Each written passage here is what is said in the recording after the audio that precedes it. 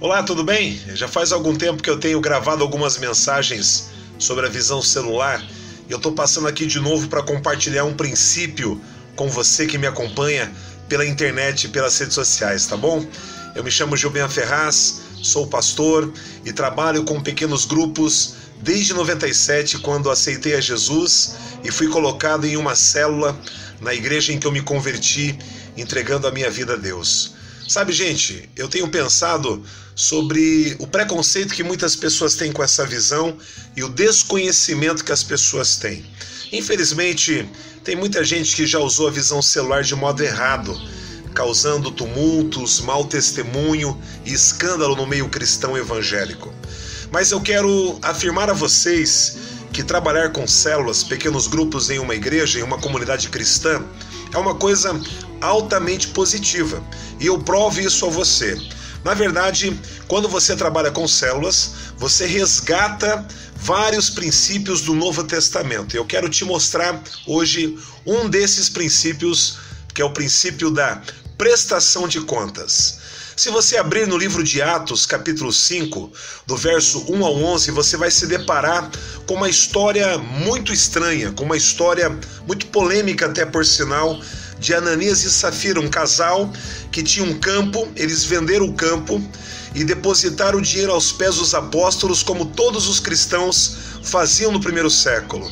Eles tinham o hábito de entregar não apenas 10%, como é hoje em dia, mas 100% daquilo que eles arrecadavam com o seu trabalho ou com as vendas dos seus bens materiais. E eles entregaram, porém, Ananias e Safira, eles não entregaram 100%.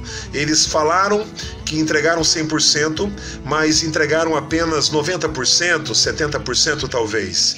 E o apóstolo Pedro chamou os dois para conversar e perguntou o que tinha acontecido, e eles omitiram a informação ao apóstolo Pedro, e por uma coisa miraculosa, ambos morreram fulminados pela presença poderosa de Deus. Está lá em Atos, capítulo 5, versículo de 1 a 11.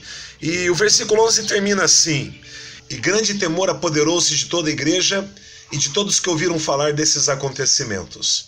Na verdade, esse texto nos ensina que nessa igreja havia prestação de contas.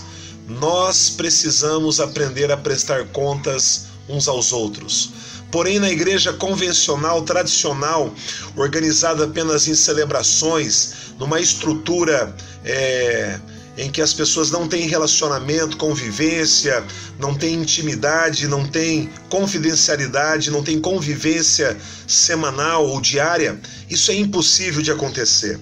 Na igreja de Atos havia relacionamento. Eles se reuniam no templo e de casa em casa. Eles se reuniam na reunião coletiva e na reunião íntima de poucas pessoas. Eles se reuniam em muitas pessoas, uma multidão de homens e mulheres, e eles se reuniam em grupos pequenos espalhados pelas casas. E quando você está num grupo pequeno, você é obrigado a prestar conta. Você tem que prestar conta. Como que subsiste um casamento sem prestação de conta, uma relação pais e filhos?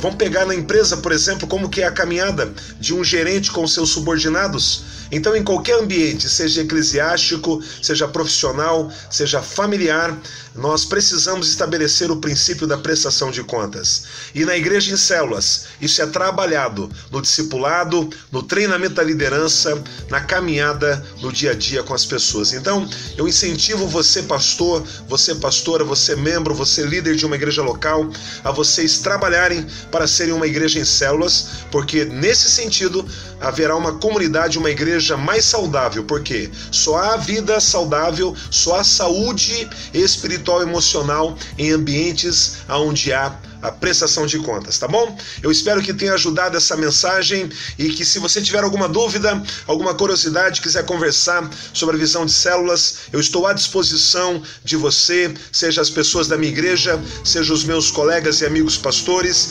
sejam pessoas de outras denominações, tá bom? Um grande abraço, que Deus abençoe. Se puder curtir e compartilhar esse vídeo, eu agradeço. Você vai estar ajudando o Visão Celular com Jubian Ferraz. Um abraço e até a próxima. Que Jesus te abençoe.